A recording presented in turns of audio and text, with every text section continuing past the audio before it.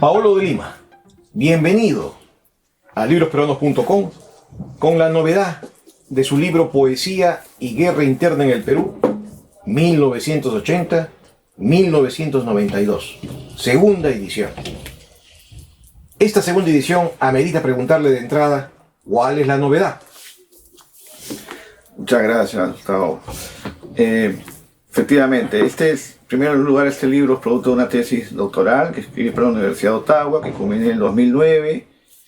Se publicó como libro en el 2013 en una editorial que publica precisamente tesis doctorales en Nueva York, Edwin Mellen Press. Circuló bien en Lima, pero sobre todo entre, digamos, los entendidos, no tanto en el público, ¿no? Lector. Llegaron un número considerable de ejemplares, pero no lo suficientes. Así que, aprovechando que se cumplieron 10 años de la primera edición, ¿no? Impulsamos una segunda edición con la Editorial Horizonte y el apoyo del Fondo Editorial de la Facultad de Letras de la Universidad Nacional Mayor de San Marcos. Y hemos publicado el libro tal cual, sin ningún retoque, porque si me ponía a actualizar, va a ser, eso de nunca acabar, se sabe. Así que se dieron los 10 años y salió la segunda edición sin retoques, tal cual. Lo único que hice fue, obviamente, que escribí una nota introductoria a propósito de la segunda edición, ¿no? Y resulta que entre la primera edición y esta, ¿no? Se nos fue uno de los poetas estudiados, el poeta Eduardo Chirinos, así que le dediqué a él esta segunda edición. Por eso incluí un epígrafe de uno de los poemas que estudió de él en el libro.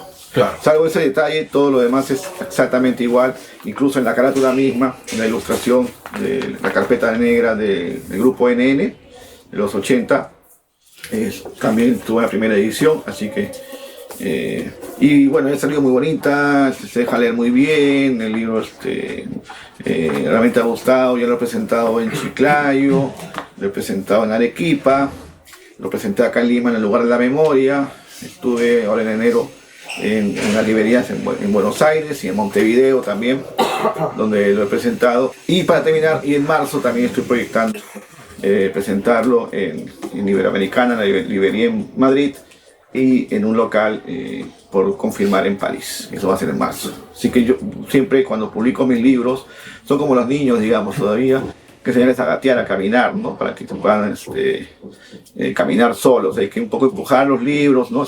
No solamente imprimirlos, sino hacerlos notar que existen, que son, y para que el público pueda acceder. Y también por eso agradezco mucho esta entrevista, porque me permite que los lectores puedan, ¿no? Conocer el libro y llegar a él. Claro. Ahora, la primera parte está enfocado a tres poetas conocidos como Raúl Mendizábal, José Antonio Mazzotti y Eduardo Chirinos, fallecido. Y la segunda parte al grupo Cloaca, Domingo de Ramos, Roger Santibáñez y Dalmacia Ruiz Rosas. ¿Por qué esta predilección en esta elección?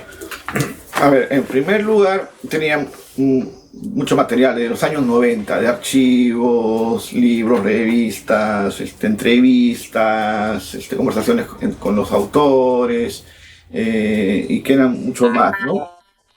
El tema es que cuando uno tiene que escribir una tesis, tiene que cerrar plazos y tiene que hacerla, ¿no? Entonces, eso me llevó a ajustar, digamos, mi corpus, ¿no?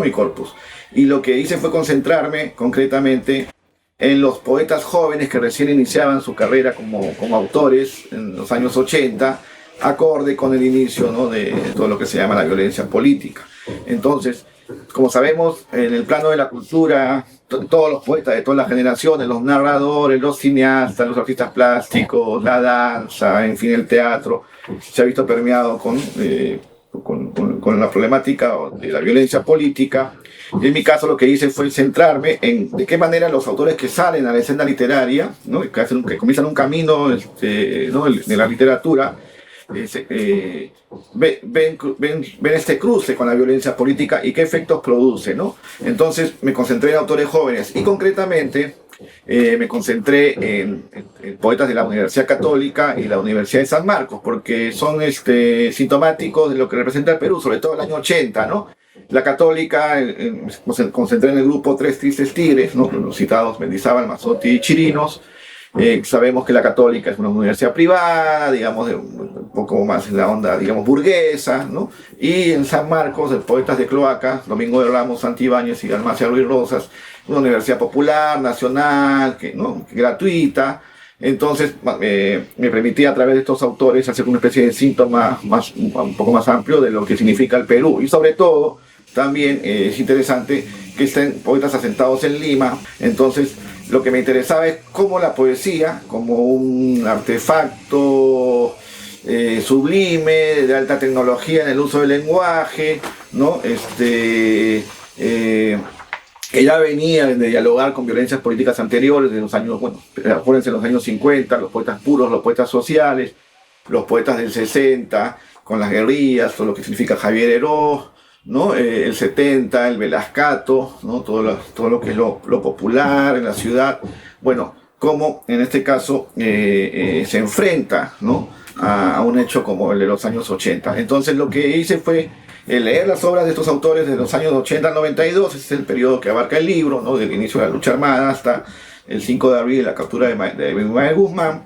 Entonces identifiqué una serie de poemas de cada autor, al final son un poco más de 40 poemas los que analizo de los 6 autores, y lo que hago es analizar estos poemas y hacer un diagnóstico, un análisis a través de una herramienta crítica llamada la sociocrítica, que analiza el lenguaje mismo de los poemas para a partir de ahí extraer discursos de cómo la violencia política impregna el ánimo, el lenguaje, el habla, la voz, las metáforas, las imágenes, ¿no? El punto de vista, la posición del sujeto poético en estos autores, ¿no? Y un poco adelantando la conclusión, digamos, lo que nos sale a luz a través de ese análisis es que, a diferencia de los poetas nuevamente del 60, 70, pensemos por ejemplo en los años 70, un libro del 71, Hotel del Cusco, de Pablo Guevara, autor del 50, no digamos que es más optimismo respecto a la violencia, de la lucha contra un sistema opresor, por decirlo en palabras grandes. Los poetas del 80 que ya están viviendo una guerra interna en el Perú, ¿no? Y se manifiesta de muchas maneras, que son de procedencia de la pequeña burguesía ilustrada, ¿no? por así decirlo, de Lima o en Lima, se muestran descreídos, ¿no? El discurso se rompe, se fracciona, no es tan directo y claro, ¿no? En respecto al pensamiento de lo que se desea, sino que más bien se fractura, se vuelve un poco esquizoide, ¿no? Se alimenta de la intertextualidad para mediar lo que se busca transmitir, ¿no? Y entonces esta es un poco la novedad que trae la poesía del 80 a través del análisis de estos autores, ¿no? Claro. Permítame preguntarle, sí. ¿Y cuál es el contraste más notable que ha encontrado entre estos dos grupos poéticos? Sí, justamente lo de la católica son un lenguaje más literario, más referencias cultistas, sobre todo en Mazzotti, en Chirinos, ¿sí? Por ejemplo, trabajan nuevamente la intertextualidad, el diálogo con referencias, puede ser Dante Alighieri, qué sé yo, ¿no? La literatura europea tradicional o ¿no? Canónica. Uso del pastiche también, que es una novedad que viene con un poco de las vanguardias y se vuelve un poco hegemónico con la posmodernidad, que también se avisora en estos poetas también, lo que después ya sería algo hegemónico, la posmodernidad literaria, a través del pastiche. Es decir, los poemas son mucho más organizados, ¿sí? Arquitectónicamente en cuanto a su forma, digamos que son más cultistas, ¿no? Mientras que los poetas de cloaca son más testimoniales, más expresados desde una voz situada en la ciudad y en su trajinar, en su devenir, ¿no? Como flaneur, digamos, ¿no? Que es justamente lo que analizo en el caso, por ejemplo, de Dalmacia Ruiz Rosas, ¿no? Claro. Ese es el contraste formal. Y sí. El contraste de contenido ideológico o político. Ahí no hay tanta diferencia, ¿no? Los poetas nuevamente son atravesados por una misma conciencia clara del deterioro, ¿no? Del deterioro social, de la sorpresa, del impacto de la violencia institucionalizada, subversiva, ninguno militar, cree, ¿no? Ninguno cree en Sendero. ninguno cree en Sendero, ¿no? De hecho, Ninguno cree en la revolución. justamente venían de una generación, ¿no? De sus hermanos mayores de creer justamente en la revolución, ¿no? Ellos no creen en la El revolución. pasa que la revolución, entre comillas, se está dando, ¿no? O Ellos sea, son poetas escépticos en lo que se refiere a la revolución. así es, lo que pasa es que se ven impelidos, ¿no? O sea, se ven ya directamente con esta situación, que sobre todo que se da en el campo, ¿no? Y entonces el discurso le da a los padres, los hermanos mayores. Recordemos, por ejemplo, la acta fundacional de Hora Cero, somos marxistas-leninistas, creemos en la revolución, qué sé yo. Pues ya cuando las armas empiezan a hablar, ¿no? Por la boquilla de sus fusiles, ¿no? El poeta ya no puede, ¿no? Expresar, ¿no? No Obviamente, son, ¿no? No son un Javier Heró. No, para nada son un Javiero, ¿no? Para nada son un Javiero. Lo que hay, por ejemplo, son situaciones como, por ejemplo, un poema de José Antonio Mazzotti a propósito de la matanza en los penales, donde el sujeto poético se autoinmola, ¿no? Es una especie de un cadáver más, ¿no? En la fosa, ¿no? Hay una proyección, digamos, fantasmática, ¿no? En ese sentido, una especie de inmolación, de elegía, ¿no? A los fallecidos, a los muertos. El propio Raúl Mendizábal, que a través de la lectura de un titular de los periódicos entra, digamos, al mundo de las matanzas en los Andes, en Pucayacu concretamente, y esto le hace reflexionar sobre lo que es una casa, una habitación, un hogar, ¿no?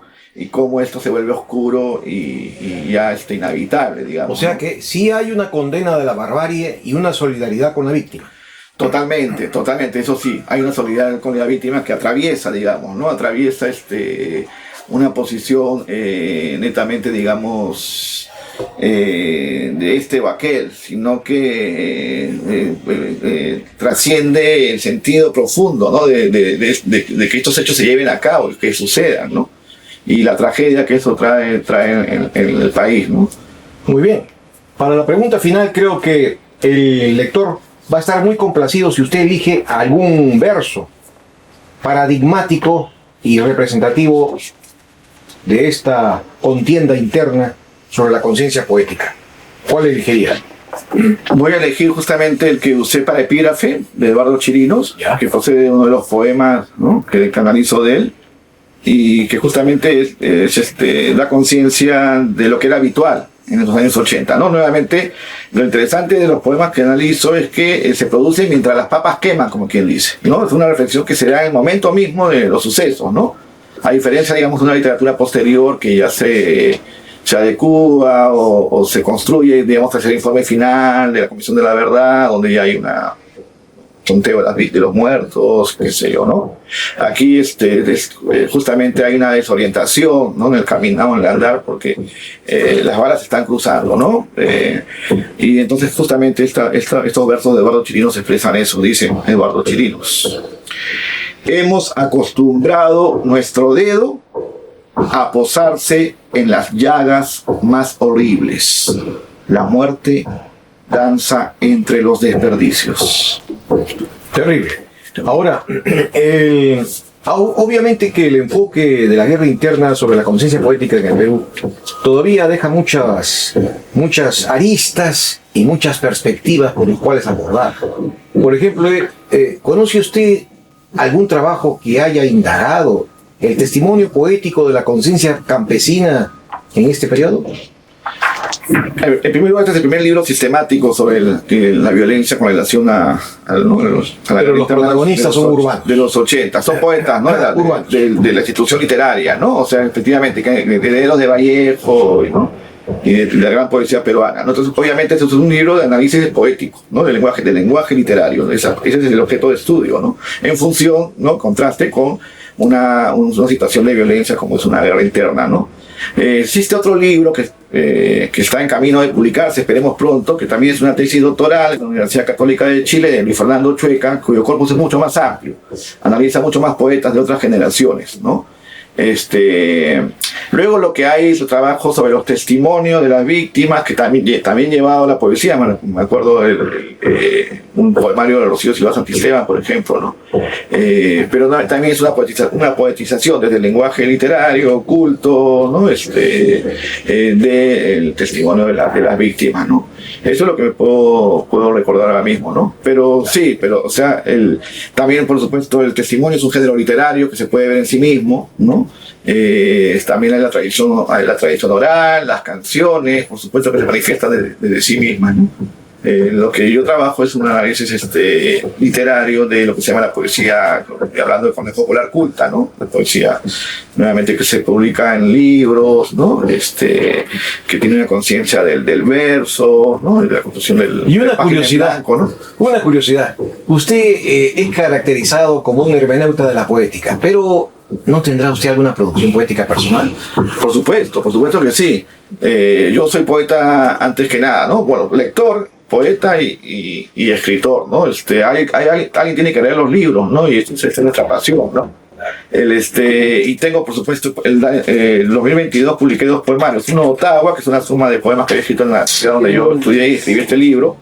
Y otro que se llama Soliloquios, en el que justamente es una voz más introspectiva, ¿no? Poemas más largos. Y sí, por supuesto, siempre estoy produciendo, tengo 5 poemarios publicados, ¿no? Bueno, esperamos que traigan la próxima vez un poemario suyo. Por supuesto que sí, me encantará. Muchas gracias, estimado Paolo de Lima. Hasta la próxima. Muchas gracias a ustedes, muchas gracias, muy amables.